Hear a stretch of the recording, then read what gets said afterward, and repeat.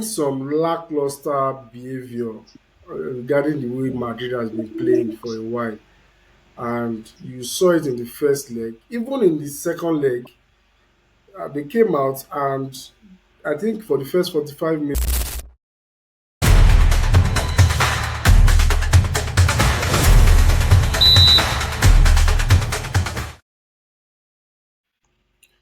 Welcome back to the Late Go Right. podcast, your one-stop shop for everything football, everything interesting, banter, excitement, miracles, and surprises. A lot has happened over the week. Arsenal completed the job over Madrid, and the Champions League has quarterfinal has come and gone. We've seen the fixtures for the semi-finals. Congratulations and order to our Italian representative, Yinka. We congratulate you, and we are solidly behind you. Before I continue, it is important for me to say that I was the only one on this show that called an Arsenal win. Please, a round of applause for me. You know, Mhm. you need to appreciate my octopus, the octopus in me. You know, right? when when you were goofing with Man City results, you didn't tell us.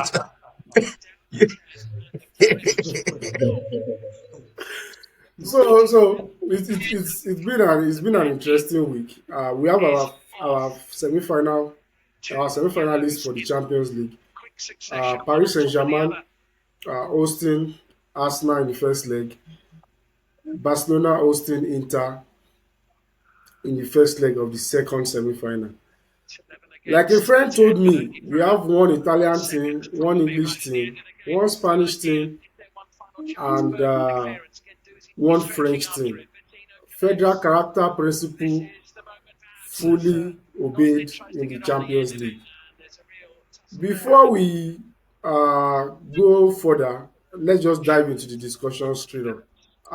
Yinka, Madrid invited the priest, invited the imam, uh, conducted sacrifice, they closed the roof, Ramontada, Ramon Jago, Ramontada, Ramontada, nothing we didn't hear. And just to nothing. give you a very quick update, Man United are just taking the lead against Lyon, 5-4. Wow, wow. So I think Man United will 5-4. be going through. Yeah. What Wow, what a wow, game. wow. What a game, what a game. So back to Madrid. Ramontada, they invited Cristiano, invited everybody. Then they came out and they fell flat. Yinka, your thoughts, please. I mean, it was always going to be a tough ask to for Real Madrid to turn the 3-0 result. If anybody had a bit of a hope, it would be because of that name, Real Madrid, not particularly because, we've seen this happen many times in the past. A 3-0 lead is always going to be, especially against this Arsenal side. Um, I would say the only surprise on the night would be that they lost, at least for me. I think that they should. I thought they were still going to win, but the win was not going to be enough. Unfortunately, I saw the highlights of the game because obviously I was watching Inter and did not watch the game. I saw the highlights of the game. I saw the Saka goal in particular. Defending was atrocious. Well, we just have to say congratulations to us now. We hope that they can sustain this and hopefully bring the Champions League home for the first time in their entire history. But Come on with PSG, it. a tough game against PSG awaits. Crespo, which of the matches did you see? The Inter Okay. match or the Madrid match? Yeah, it was Inter versus Bayern. That was the game I watched yesterday. Um, Crespo, call Italian fan. Nothing concern you with Ramontada, close stadium, close the roof. Well, some of us were opportune to see both matches simultaneously. I was somewhere I could see both matches simultaneously, and Arsenal fans were overwhelming. But personally, I was not surprised that Arsenal won the match. Uh, there has been some lackluster behavior regarding the way Madrid has been playing for a while, and you saw it in the first leg. Even in the second leg, they came out and I think for the first 45 minutes they had no shot on target. It was that flat from Real Madrid. Ahmed, in your opinion, uh, do you think this is a one-off from Arsenal, or this is one of many to come?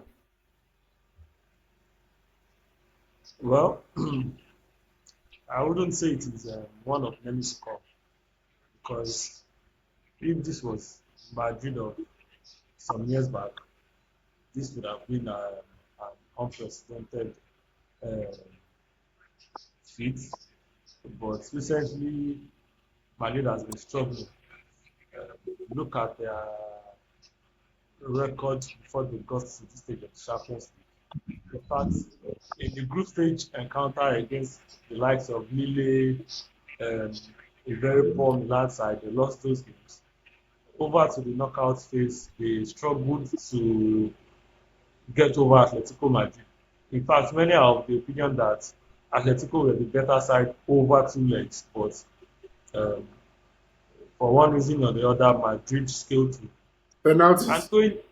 going into the Arsenal game, if you look at the domestic fixtures too, they lost against Valencia. They add to their questionable calls in their win against Leganes. So this Madrid is not the same Madrid of years back, where we have Sergio Ramos, where we have Cristiano Ronaldo. On nights like this, they usually stand up and get counted.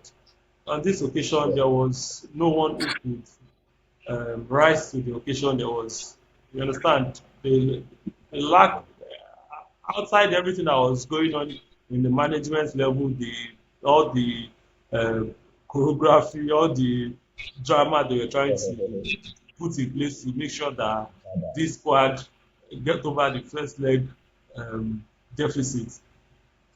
Come that night, I expected a minimum of a win. You understand? But kudos to Arsenal, though. Kudos to Arsenal. They did their own. It is not easy to go to Bernabeu and get a win. It is never easy, regardless of the version of Madrid that turns up. But this is not Yeah. to say Arsenal are that excellent. It is more of a poor Madrid side compared to calling Arsenal a great side. Because if you look at Arsenal season two, there have been questions of inconsistency and all. So kudos, they got what they needed, but uh, the actual test is in their next encounter against PSG. Yinka, do you share Ahmed's sentiment? Well, I would say I share some of it. I do agree with him that Real Madrid hasn't been, you know, the Real Madrid that we've known even up until last season. But at the same time, we cannot take anything away from us now. I think that they were more determined to bring home that game or that tie. Yeah. Regardless of how Real Madrid have performed over this season, um, I still think that at the end of the day, in games like this, what matters most is how you approach those games. That's the first leg and the second leg. You have to forget about everything that has. It's almost like a derby, even though it's not a derby. But because of how important the game is, what matters most is your thinking, towards the game, the approach towards the game, who wants it more, and the likes. And I think that over 180 minutes, Arsenal just showed that they wanted it more. And if Real Madrid had played more like a team, because I do think that there's a bit of disconnect between the players in that team.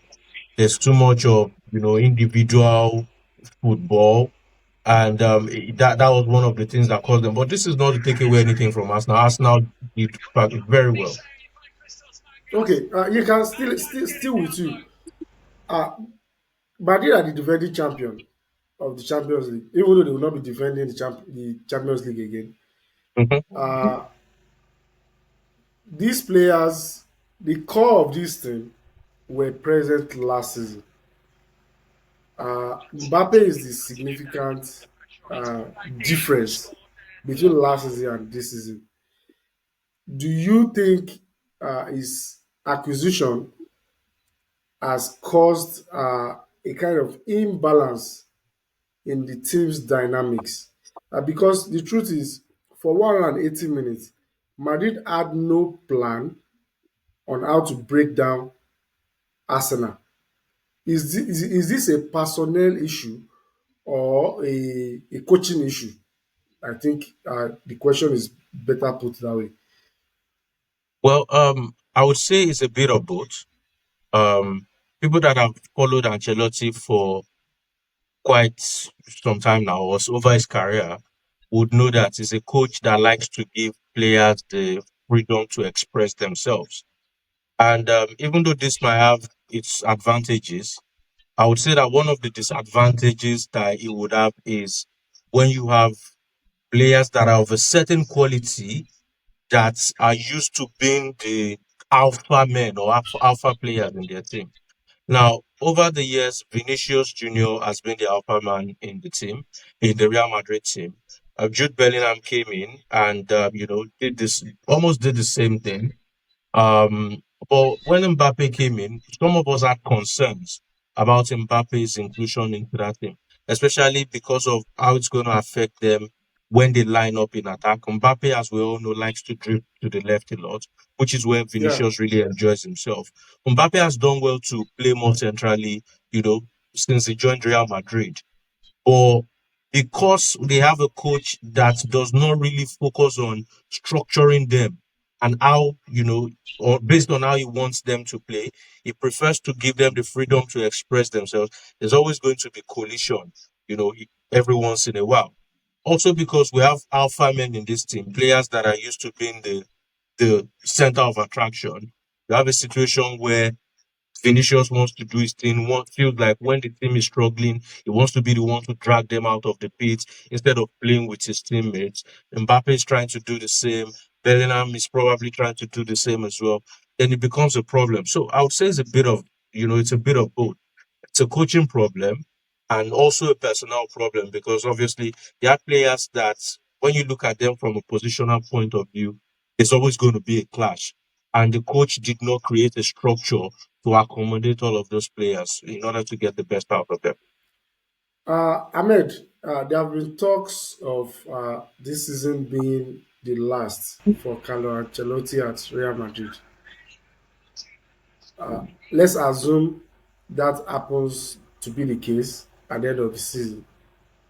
What next for Ancelotti, in your opinion? Well, Ancelotti is one fortunate coach. Fortunate in the sense that um, this recent Madrid stint is No sort of like disrespect a of Ancelotti will be tolerated. no, Ahmed, no, no, no, know nothing what you like are that. doing. Uh, Okay, what continue. I was trying to say is, uh, if you look at the trajectory of Ancelotti's career, his recent stint in Madrid is sort of like a mini revival, considering the jobs he's had before the Madrid job and the kind of performance he showed with Everton, you understand. But luckily for him, he got his Madrid appointment and he was able to add some few more trophies to the cabinet. So considering um, the likely destinations he might end up come summer, the most likely destinations are, let's say, Roma. Ancelotti's coaching style is one that has to do with him having his hands on plethora of talent, you understand? But considering the bulk of talent we have in Roma, I really believe he will struggle. So I would not advise he takes a job like that. So I expect him to either go into national team retirement, national team coaching job, or consider retirement. He's done enough in the game. His record is something you can actually write home about. He's one of those top lads that when we are talking of the greatest of the He's the greatest, best coach in Champions League. Please go straight to the point. you have to mention Ahmed, Ancelotti. mention it straight. So if you are talking of the best, Ancelotti maybe is what you would actually mention. But considering the option and the cards he has right now, I would actually advise he goes into national team coaching or consider retirement. He's done well. He's done well. He's coming to Brazil. He's coming to Seleção. The Seleção needs Ancelotti. Yinka, does Ancelotti have anything to offer club football again? I mean, when you consider everything that he's won in his career, you cannot say that he does not have anything to offer. But the way I see it is, after Madrid, what's next? I mean, is there a bigger Who's club bigger? than Madrid? Do you Nobody. get? If you want to continue coaching, especially considering the kind of career he's had and considering the kind of season that Madrid has had, it's just because of the passion you have for the game, in my own opinion. So if it's a matter of coaching for passion, obviously it's got many options. There's Roma, there's the Brazil national team. I Then think that passion will now stain his white. it doesn't really matter. The record is already there. Whatever Hmm. happens now will not take away, everything that he has achieved so far. So there's the Brazil national team. There's In that case, Roma. Mourinho, I think AC Milan could also be an option as well. But No, not an in option. my opinion, I think that the best thing to do at this stage would be to take a sabbatical. If at all you're still interested, take a sabbatical, get some rest, fully some other jobs open up, maybe a Manchester United, for example, or another decent job opens up, and then he can come back and take a bigger job because going to Roma is, is almost like taking a step back. Brazil Yeah. does seem like a good option, but the Brazil of today, with the players that they have, that I'm not so convinced about the talents that Brazil have been producing recently. So that might also be a difficult job. Considering his age, I think just take, a break, 1 year off, and then see what options you have after a year, and then make a decision. Uh, Enough has been said about Madrid and the Arsenal fixture. Let's not forget about the other fixtures that went down in during the week. Aston Villa almost poured sand in wow. PSG's Gary. You know, Piti Piti almost caught up with Enrique and his boys. And that match for me highlighted a key deficiency in PSG's game. At a point in that match, they had a two-goal lead at a point. They had no reason. Uh, they had no reason to still be ultra attacking at that Can point, you hear and something? it almost cost Hello, them the Sansa, are you match. there? Uh, Aston Villa It looks like we've uh, lost something. turned the But I match think what he around, was going to and say was they had no reason to let the game go the way it did, especially when you consider the fact that can you hear they me? had a 3-1 lead. But the truth is, I mentioned it last week or on the last session that I do not consider necessarily, or I did not consider that game a write-off, even with the 3-1 lead that PSG had. Unai Emery is an expert when it comes to games like this, and he almost brought that game home. It was Donnarumma. Donnarumma was very, Donnarumma's very important for, heroics. Yes. you know, Donnarumma was very important for PSG in that game. And if it wasn't for Donnarumma, Aston Villa could have, um, giving us one of the greatest comebacks in European, football, and we would have had a completely different story. Maybe we would even be looking at an Arsenal qualifying for the final now because over two legs, Arsenal against Aston Villa, Arsenal would obviously have an upper hand. But thank God, thank the gods of football, we have Arsenal PSG instead. Do We you, have do Arsenal you, PSG do you, instead, and this do is you not me have a saying that bias PSG. against Arsenal? No, I do not, but I You mean, you obviously only do need because to check. You only need to check social media over the last 2 weeks.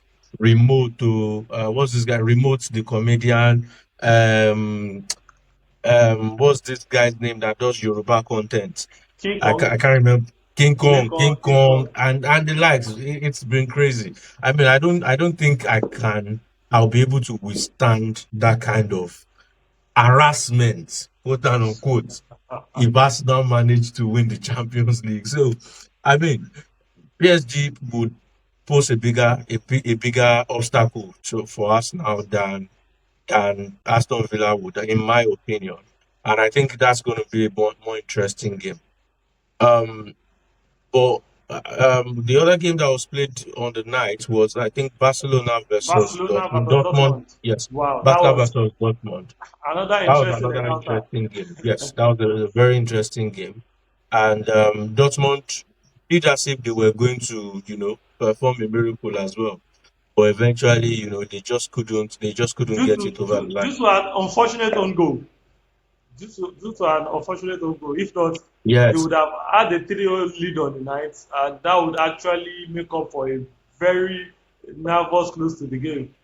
But fortunately for exactly. Barca, they pulled one back via own goal, and well, that has gone already. They are in the Can semi-finals, you hear so me? now we look forward to the games between Inter and Barcelona, and then Arsenal PSG. What are your opinions? What should we expect from these encounters? Well, Arsenal has momentum on their side at the moment. They have that Definitely, belief now, and definitely, belief is actually a very crazy thing in football. definitely. I don't know who is playing the first leg at home. If it's Arsenal and they're able to get a good result like they did against Real Madrid, I think Arsenal will go through. PSG has not. PSG is actually a very good side, and I was convinced that they would do really well this season. But in the last few games that I've seen them in the Champions League, their defending has not been particularly convincing. That's one, and they've often depended on individual brilliance in attack because they've got very quality wingers. But So, that wasn't the case against Liverpool. They look like a very solid side. You understand? They had this perfect team combination that worked for them against Liverpool. So based on that result alone, I expected way more than what I saw against Aston Villa. So should we look more into that and see that as the well, reason why maybe Arsenal would win that encounter? I think that just like most teams do, at least most teams that are not Real Madrid, maybe Barca, Bayern Munich, and teams in that caliber. Certain teams tend to raise their game when they are facing, tougher opposition. I think that PSG were very motivated against Liverpool, knowing that they were playing a team that was doing very well in the Premier League, a team that was considered one of the favorites for the Champions League as well. That Can served anybody as hear extra me? motivation for them to do well. It's possible that they underrated Aston Villa. And considering the fact that they then got a 3-1 win, even though I mentioned that two of those goals that they scored were from individual brilliance, and it could have, easily that is not something that you would expect in every game. And because of that, I had my doubts in the second leg. But I also think that they underrated Aston Villa, and Aston Villa almost took advantage of that. But for the other game, Inter versus Barcelona, I'm not gonna lie. I think that Barcelona has an advantage. I think that Barcelona are favorites going into to that game, particularly because of the same concerns that I had with Bayern. Inter tends to struggle when they face players that are very good in 1v1 situations. Look at the goal that Kane scored, for example. I mean, you could have given Federico Di Marco a pillow and a mat to sleep, and he would have just slept off there and still allowed Kane to take that shot.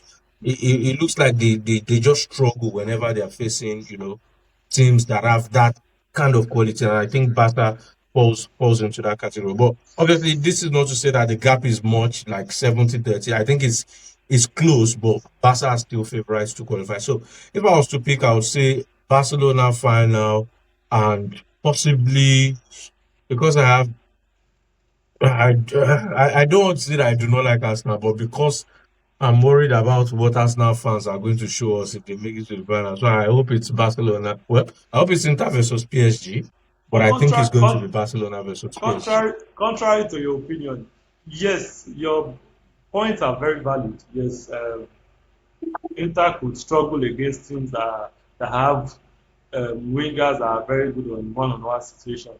But like I've always mentioned, I mentioned this on this show before.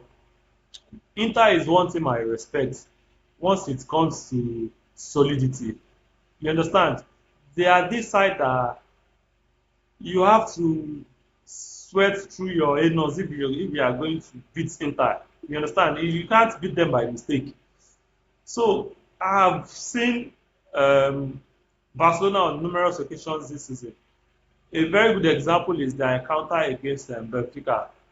Yes, they eventually won that game, but if they keep making mistakes like that, like they did against Benfica, they are very high line and considered some very cheap goals because their defense is usually questionable, not because their defenders are bad, but because they play a very high line that exposes their defense.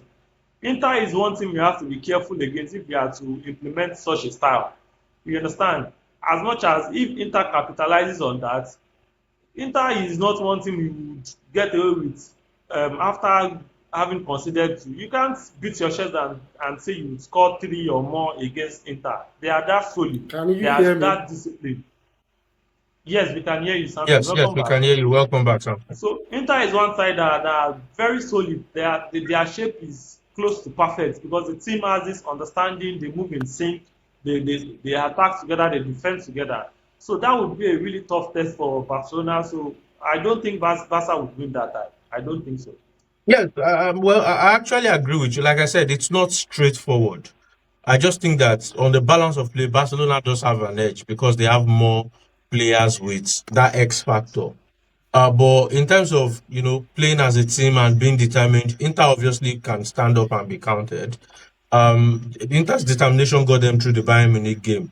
Obviously, there's quality as well, but if you look at that game over two legs, Bayern created a lot of chances, to at least get a draw in the first leg and possibly win in second leg. The game was decided by fine margins, and fine margins in the sense that Bayern were not experienced enough to know that the most dangerous period to concede a goal is after you've just scored, immediately after you've just scored. And they did it in the first leg. After they equalized, Inter scored almost immediately. In the Yes. second leg, they scored first, and it was about 10 minutes later, Inter scored, Two. almost immediately as well. And I think that It it's was less because than Inter 10 minutes. learned from last season. Because if you remember what happened against Atleti last season, it was when we went to the Wanda Metropolitano, it was just after Inter scored. Inter scored first at the Wanda, if I remember very well. And then about a minute later, Atleti equalized. And that's one of the, things that gives you experience. So in terms of experience, in terms of determination and wanting to go through, Inter does have that. But I think that Barcelona has more players with that X factor that can change a game with one moment of brilliance. And when Inter is not playing as a team, when that system is not working, then nothing works for Inter. But Barcelona can rely We on hardly players to have players just like that. to just do something. Personally, That's true. I do agree with that. personally, I would have preferred a Barcelona Inter a one-off final, not a two-leg affair. Yeah, Uh, I do think that in a one-off final we can actually beat them. But a over one two of legs, that's a my biggest one-off problem. final would have been very, very interesting. Personally, I would have preferred one of PSG and Arsenal swap positions with Barcelona and Inter. But then it is what it is. We have two great fixtures to look forward to. So we can confirm now that Lazio are out of the Europa League. They lost out on penalties. Omar Shea, A Shamefully. disappointing, a shameful shamefully actually. I A was shameful I Roman was club. seeing the penalty shootout. They had the okay. They took the very Bodo Glimt took the first kick and missed. Lazio took theirs and scored. I expected that to serve as a motivation and push them through the night, but they lost their very next two kicks. So and they were still even offered some lifeline because Bodo had the last kick attempt that it was a score and win situation, which the Bodo Glimt player lost, Can you only imagine? for a Lazio man to take To it and miss, also miss it. Oh my man. God. So for the Europa League, we have It is what it is. Spurs versus Bodo Glimt in the semi-final. in one semi-final. Athletic Bilbao against United in the second semi-final. Crazy match at Old Trafford. 5-4. United ended up winning that match. Leon went I down think the man that always win something every year in the second is coming season. closer to is Your coming guy, closer to get that your done. guy, your guy. It's looking likely. Because from the fixture list you mentioned, I expect Tottenham and Atletico Bilbao to face off in the final. For the And of Conference course, you League, know that in the final, anything is anything possible. is possible. For Anything is the for possible. the Conference League, Real Betis will host Fiorentina. Chelsea will host Jurgen. Chelsea lost at home today to Legia Warsaw. Inka, I think That's we need to talk about that's the this. beginning of sporty bets. I think Chelsea, personally, the coach deserves to go. Uh, Why? even if he wins the Conference League, because if he wins the Conference League, Why? he's going to Europa League. He's not going to Champions League. The performance has been horrendous in 2025. They are they at the point they had the top four on lockdown. Now they are not even in the race. They are still Well, very much in if he contention. wins the Conference League and gets them a top four or top five spot, I think he deserves to get another year. To see what he can do. Although top five spots, like I said on one of our episodes previously, I do not see them getting top five spots. But I also think Newcastle that if are on Chelsea fire. fire him, If you near Newcastle serious now, fire. But I also think that if Chelsea fire him at the end of season, what does it say about their ownership? I mean, since they've come in, they sacked Thomas Tuchel, they've employed Graham Graham Potter, Potter, they've employed Pochettino. Pochettino, and now they're on their third coach in what 3 seasons. So they're going to fire Maresca again and then go for who? Ancelotti, if Ancelotti, if Ancelotti becomes available. But So what does it say about their that's ownership the as well? Chelsea we were used to. Well, that Chelsea used to win a lot. This Chelsea does not win. So when Chelsea fired Chelsea fired their manager in the past, you were almost guaranteed that at the end of season they will maybe get one FA Cup or Carling Cup or Europa League or one trophy or another. But Well, now you cannot even guarantee that they will finish in top four. he can get the Conference League and still get sacked. He has been This is not just about the coach alone. The boardroom has a bit of problem.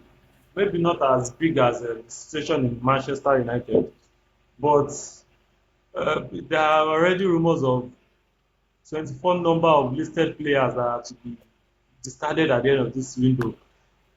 Who just goes I about mean, buying there's no players way you are going to look at their situation and not point at their board. that would Management is just crazy. destabilize whatever? In fact, having more than 25 players is you giving the coach a headache already, a selection headache, a selection problem. Exactly, I completely agree with that. How does he manage his dressing room and keep everyone happy? You understand? So the plethora of players that Chelsea has signed in the last couple of years, that's the situation that no coach wants to find. You have to be rude and send many away. So you need to create a balance between having a good enough number of players and a very happy dressing room. So well. they have to strike that balance. They can't just blame the coach alone. You are buying one more season for him. Well, we would see. Moving away from European matches, last week the usual suspects delivered their constituencies across Europe. Atalanta snapped a losing streak and they beat Bologna. In the last episode, we discussed how Bologna, even though are well placed, might end up not getting any Champions League slot because of their fixtures list, and it is coming to play already. They lost away to Atalanta 2-0. Interesting match. Atalanta ended the match in the first half. Bologna tried to come back. I almost won a bet in that match, but Bologna decided not to make Yinka give me 10K. But then we move. Uh, Juventus continued their resurgence under Igor Tudor. They won at Lecce 2-1, even though it was a scrappy win, but at least they got over the finishing line. Inter did the job against Cagliari. Napoli did the job against Empoli on Monday. In Italy, 3 points separate Inter and Napoli. This weekend, oh, sorry, Ahmed's club won 4-0. Great win. convincingly. All the players were bubbling. Leao go, Theo Hernandez go, Tijani Reinders go. You know, a lot of goals, no? And Goals Conceição, galore. Conceição, in his mind, believes he has seen the new formation. But then, this weekend, Milan hosts Atalanta at San Siro. Inter travel to Bologna to play uh, a Bologna side that have just lost to Atalanta. Yinka, I know you have always expressed your fear about going to Bologna. Do you think the loss against Atalanta might play in your favor? Well, we're facing a Bologna side that will definitely be motivated, especially because they lost their last game. But I'm also a bit confident. I'm more confident than I was say last week. Because of just one thing. Because Inter were able to get over that Bayern. A victory like that gives you morale. It gives you confidence that, we're actually a good side and we can go to a Bologna to pick up a good result. That's notwithstanding, I still think it's going to be a tough game for Inter.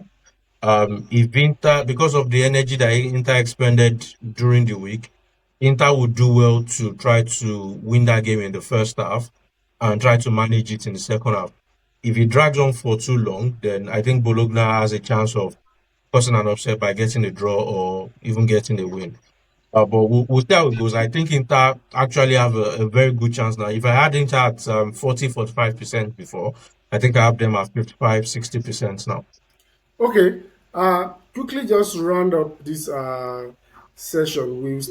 Later in the show we'll discuss top four situation in England, where Everton is playing the devil's hand and just disturbing the table at the top. I want to quickly ask Crespo, welcome back. Milan is Thank hosting you. Thank you. Atalanta.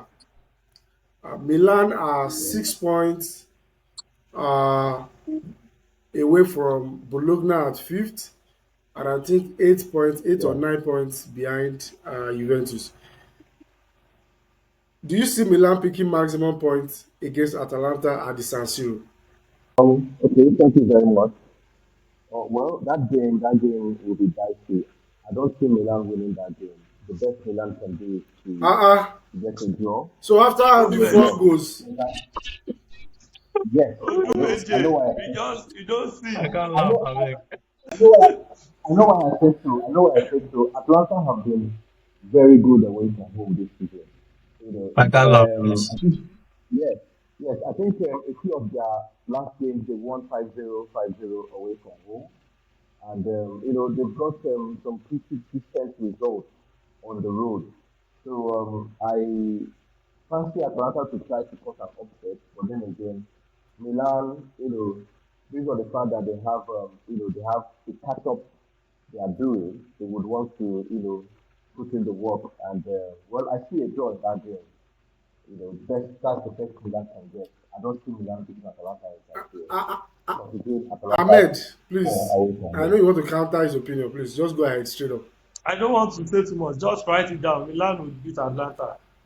I think Milan will win Okay, that's also. fine. I don't know why, but I think Okay. Milan would win. I don't know why, but I know I feel Milan would win.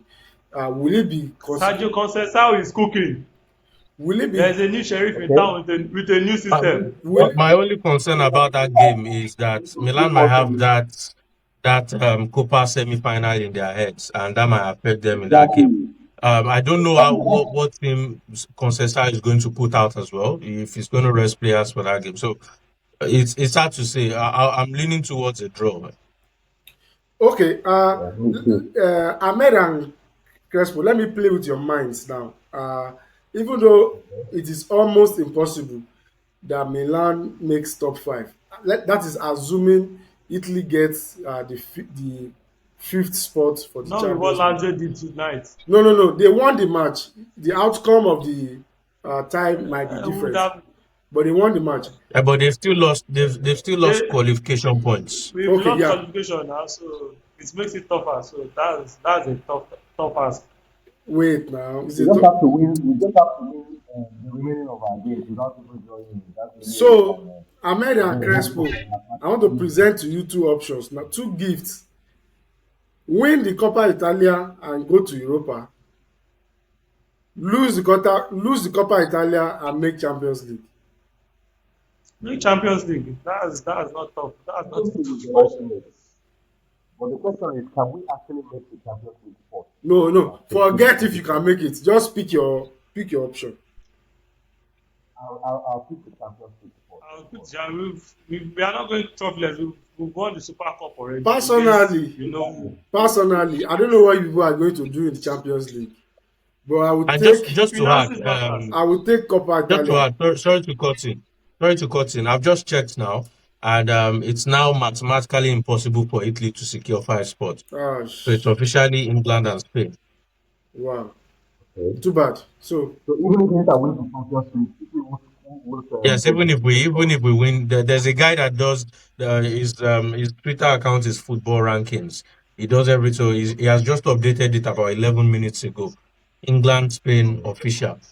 wow, Lazio did us dirty, and we did That's not ourselves dirty. surprising. Unfortunately, so Well, who could be the third the third country to get the spot? Lazio didn't do us dirty. We lost to Feyenoord. Juve lost to PSG. You can't hold Lazio responsible for that. it's a combination Come of on, dirty. let's get over that.